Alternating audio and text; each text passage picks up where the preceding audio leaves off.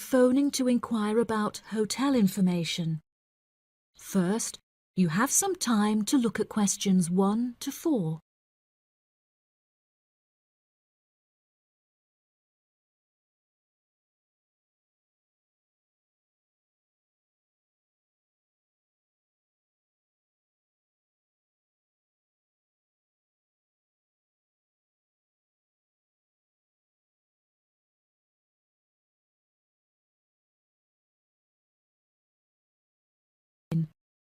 You should answer the questions as you listen because you will not hear the recording a second time. Listen carefully and answer questions 1 to 4. Good afternoon. You're through to reception at the Island Hotel in Crete. How may I help you today? Yes, hello there. I'm hoping to book a double room for my wife and myself for about 2 weeks, from the 25th of April of this year. Firstly, could you tell me whether it's particularly hot during this time? Yes, of course, sir. During late April and early May, the daytime temperature shouldn't exceed 19 degrees Celsius. But the weather has been rather erratic and difficult to predict in recent years, so I am unable to say for certain. Okay, that sounds good. My wife doesn't like going outside when it's very hot. I haven't booked flights yet, but I must say that I'm unfamiliar with Crete and its transport system. Does the hotel provide an airport shuttle service? Yes, sir. We provide a complimentary airport pickup service for all our guests. It takes about 40 minutes to get here from the airport, but it's at least 60 minutes at rush hours. And you will be provided with a fully air-conditioned shuttle bus. Okay, excellent. In that case, do you have any rooms available for the dates I gave you? I shall have a look on the system now for you, sir. Bear with me just a moment. Yes, sir. I can see now that we have several rooms available. Would you prefer a garden view or a sea view? Well, ideally I would like a sea view room with a balcony, but of course that depends on the difference in price. Not to worry, sir. All of our standard double rooms have ensuite facilities and a balcony. If you would like one of our sea view rooms, there is a premium of €60 per night. Okay, so could you tell me the total nightly rate for a standard double room with a sea view? Yes, of course, sir. For the spring months, our rate is €216 per night. For 14 nights altogether, this will come to €3,024. Perfect. I also read on your website that the hotel has gym and spa facilities. Are there any other facilities on offer? Yes, we have a large outdoor infinity pool overlooking the ocean, with luxury sunbeds and a poolside bar. We also have 3 full-size tennis courts, where we run a popular doubles tournament, with the winner receiving 2 all-inclusive spa day vouchers. Goodness, I shall have to brush up on my tennis skills. Before you hear the rest of the conversation, you have some time to look at questions 5 to 10.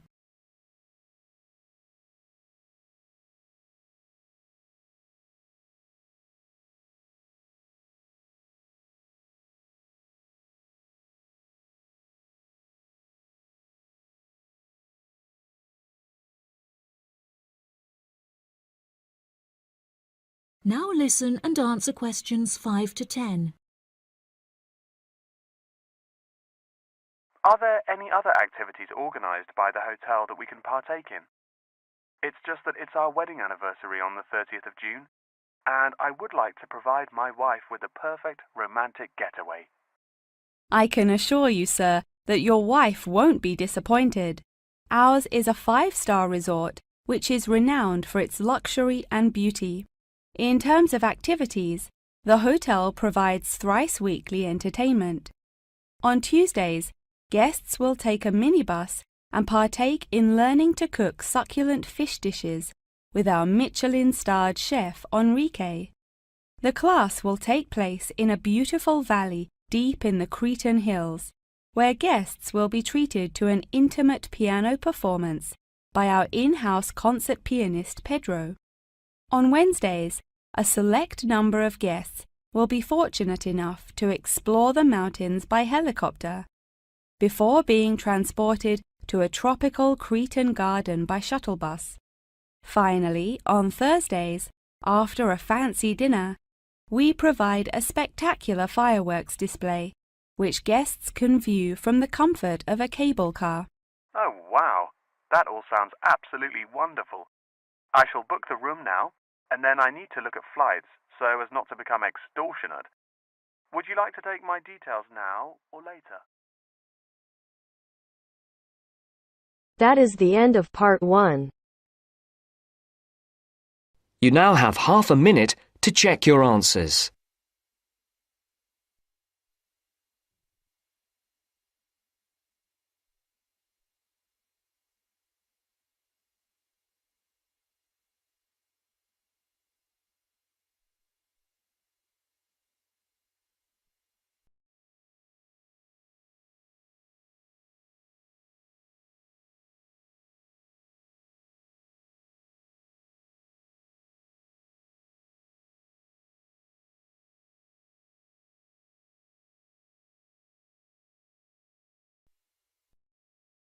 Now turns to part 2.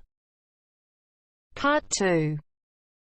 You'll hear a man talking about living and working on Trinidad. First, you have some time to look at questions 11 to 15.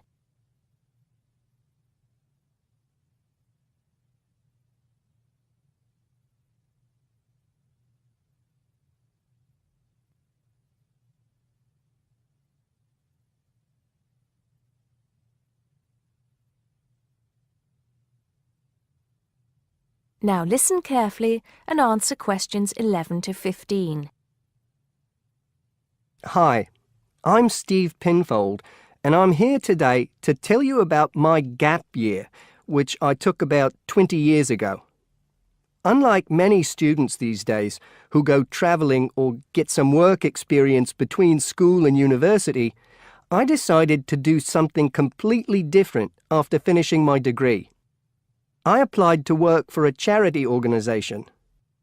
What it does is it sends people with particular skills to countries where those skills are needed. Apart from having some experience teaching English to summer school students, I didn't have any particularly useful skills, I thought, but luckily I was still accepted. I had to find the money for the flight, but you get free accommodation. I stayed with a family of 5. And you do get paid, but not much. It's a bit like pocket money, enough to get by. I worked in an orphanage and taught English at a local school. Where was I? Well, originally I was going to be sent to a village in India, but at the last minute the organisation decided to send me to Trinidad. Now, this is a fascinating place. It's an island in the Caribbean. Well, in fact, the country is actually 2 islands. The smaller one is called Tobago, which is connected somehow to the word tobacco. Anyway, there I was, a young white guy living and working on an island which is mostly a mixture of descendants from Africa and India.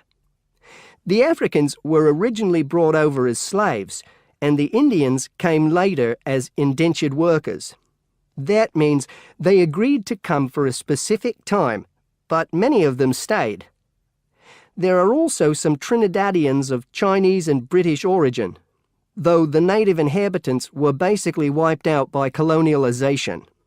I myself felt completely accepted and had the time of my life. The language everyone speaks is English, so there was no problem for me there, but some concepts don't quite translate. They're pure Trinidadian. There's the term liming, for example, which means sitting around watching the world go by. Also, there's the famous carnival, when the whole island is taken up in playing mass. For a whole month, around February or March, it depends when Easter is, everyone's busy preparing costumes, practicing calypsos, soca and steel pan music, and most importantly, partying.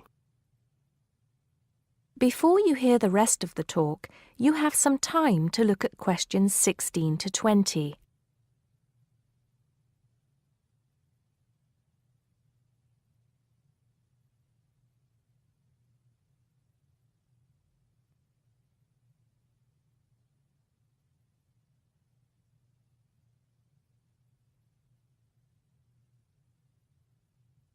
Now listen and answer questions 16 to 20. When the actual official carnival starts, it's days of 24-hour dancing in the streets. In Trinidad, it's called whining. You've probably seen this sort of thing on TV, in the more famous carnival in Rio, or even at the Notting Hill Carnival in London. Many people join bands, each one of which has a theme. For example, the Sea or Jungle Fever, and they have costumes designed and made to go with the theme. These can cost $1,000 for the king and queen of each band. They're incredible. The whole city is a non-stop party zone full of colour and sound. It's serious too. The bands are in competition and the winner gets $1 million. Sorry, I got a bit carried away with those memories. Back to my real job there. The orphanage was called St. Augustine's, and that's also the name of the place where it was, St. Augustine, a town just outside the capital city, Port of Spain. I didn't have any particular job description, just to be with the children and tell stories, sing songs and play games. Oh, and we also went camping in the jungle once. I could tell you a few stories about that particular escapade. Every time I arrived at the gate, kids would come running towards me, shouting, with big smiles on their faces. The younger children seemed fascinated by my blonde hair and loved to touch it as if it was something miraculous. The English teaching I did 2 days a week in a primary school for 6 to 11-year-olds. The kids may have been poor, but they all wore neat and clean uniforms and were so respectful and enthusiastic. I've now been teaching for many years in different countries, and I still think those were the best students I've ever taught. What else did I do while I was there? I swam a lot. Can you imagine what it's like swimming with dolphins and with pelicans diving into the sea right next to you? More seriously, I trained to be a Samaritan. That's someone who listens and supports people who have problems with their lives. Overall, what I took from the experience was a sense of being in another culture, or rather cultures. As humans, we all share many characteristics, but we express ourselves in various ways. In Trinidad, there are lots of different communities and religions, and so many different kinds of festival to see. Hindu, Muslim, Christian, as well as some rather mysterious African traditions. There are quite a few Rastafarians too. Trinidad is, as Americans are fond of saying of their own country, a melting pot where everybody is greeted warmly. Go and see for yourself. I'm not sure how it's changed since I was there, but I'd love to find out. That is the end of part 2. You now have half a minute to check your answers.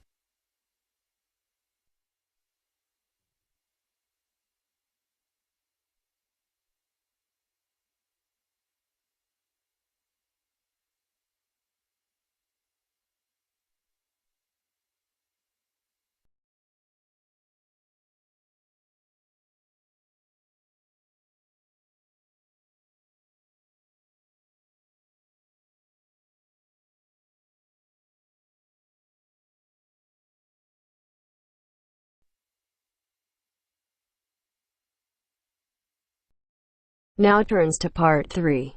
Part 3. You will hear a conversation between a professor and a student talking about taking a course. First, you have some time to look at questions 21 to 25.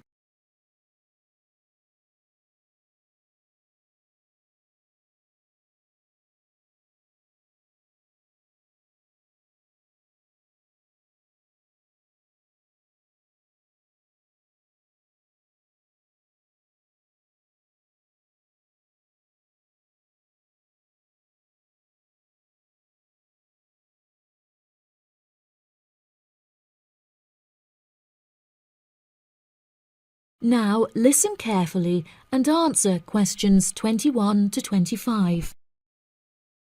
Excuse me, Dr. Twain. May I speak with you for a minute? Of course, please come in. I'm Charlotte York.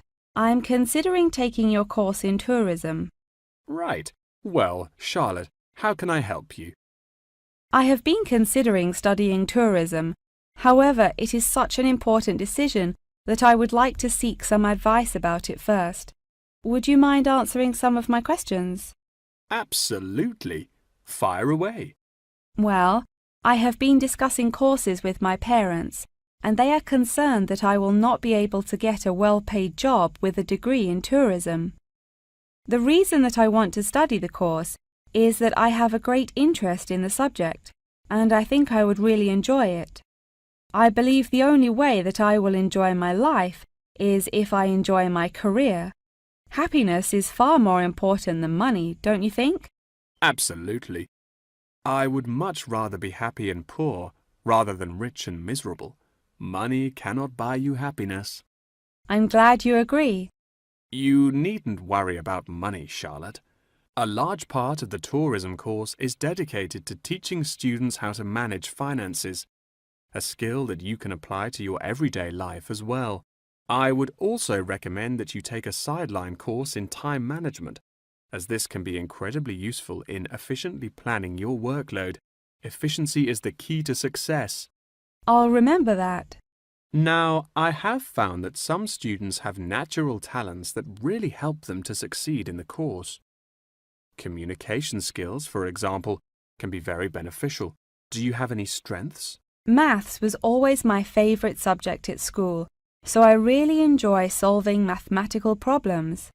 However, I find statistics quite difficult.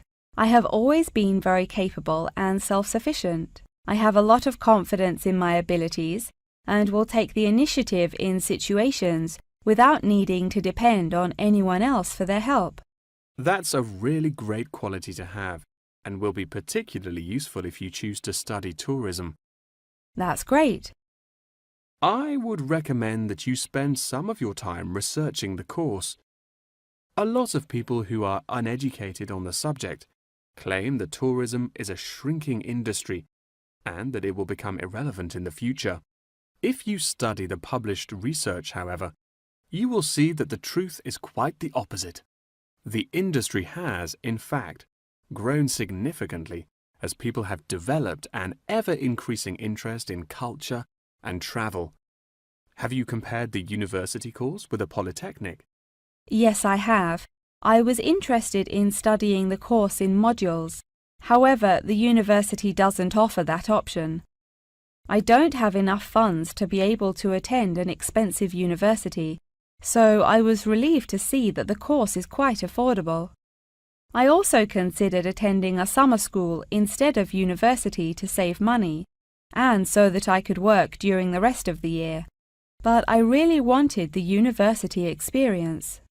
I think that university would suit you well.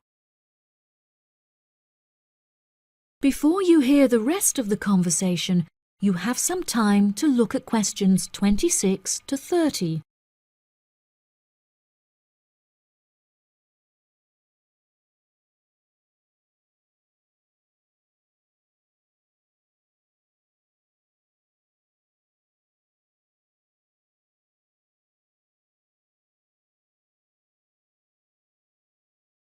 Now listen and answer questions 26 to 30.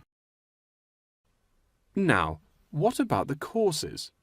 Are you interested in any of the other subjects on offer? I have looked at a few. I was interested in travel and business as it sounds similar to tourism. That is really worth learning. However, be aware that it is difficult and will demand a lot of your time. Okay, that's good to know. You might find that Japanese is an interesting course and it will teach you valuable skills in speaking the language. Personally, it's not bad and could be of some help, but not that much. Okay, Japanese. Got that. What about medical care? Well, if you have time, the course will teach you a lot about curing diseases and illnesses or dealing with injuries outside, although it's not essential. So, okay, if it's useful, I'll take it. If you enjoy using technology and are worried about fulfilling the entry requirements, computing is very relaxed about the skills that applicants must possess. I'm terrible with computers, so I'm not sure that I would enjoy that course. How about public relations? Yes, I would recommend that course. It would be related to entering the tourism industry, as it will educate you on how to approach clients and develop associations with them. That's great. Thank you so much for your help. That is the end of part 3. You now have half a minute to check your answers.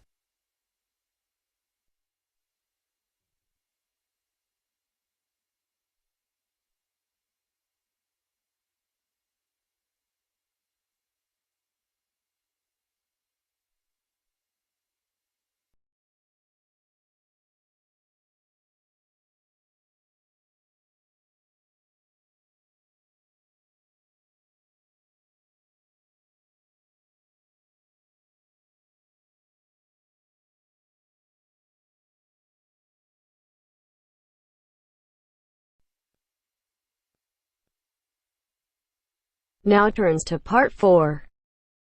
Part 4.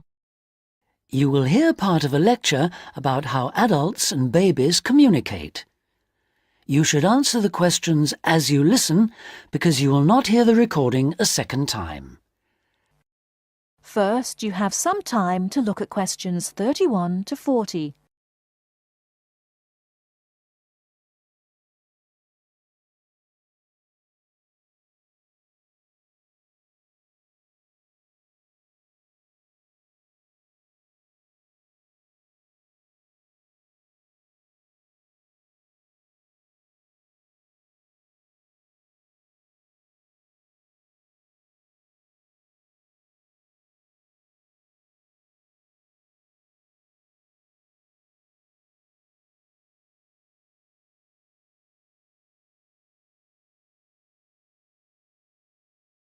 Now, listen carefully and answer questions 31 to 40. Hi, I'm Emma Bailey, and today I'm going to be talking baby talk. Hopefully, you'll find the subject interesting rather than infantile. I'd like to start by getting you to imagine a scenario. You're in an office or at a family gathering when a mother comes in with her young baby. Like everyone else, you want to see the mother and baby, and you probably want to talk to the baby. How do you do this? What kind of language do you use? Recent research has shown that adults all talk to babies in similar ways. They repeat phrases over and over again in a high-pitched sing-song voice with long vowel sounds. And if they ask questions, they exaggerate their intonation. Researchers have discovered that this kind of language, which they have called motherese, is used by adults all over the world when they talk to babies. And according to a new theory, motherese forms a kind of framework for the development of language in children. This baby talk, so the theory goes, itself originated as a response to another aspect of human evolution, walking upright. In contrast to other primates, humans give birth to babies that are relatively undeveloped. So, whereas a baby chimpanzee can hold on to its four-legged mother and ride along on her back shortly after birth, helpless human babies have to be held and carried everywhere by their upright mothers. Having to hold on to an infant constantly would have made it more difficult for the mother to gather food. In this situation, researchers suggest, human mothers began putting their babies down beside them while gathering food. To pacify an infant distressed by this separation, the mother would talk to her offspring and continue her search for food. This remote communication system could have marked the start of motherese. As mothers increasingly relied on their voices to control the emotions of their babies and later the actions of their mobile juveniles, words emerged from the jumble of sounds and became conventionalized across human communities, ultimately producing language.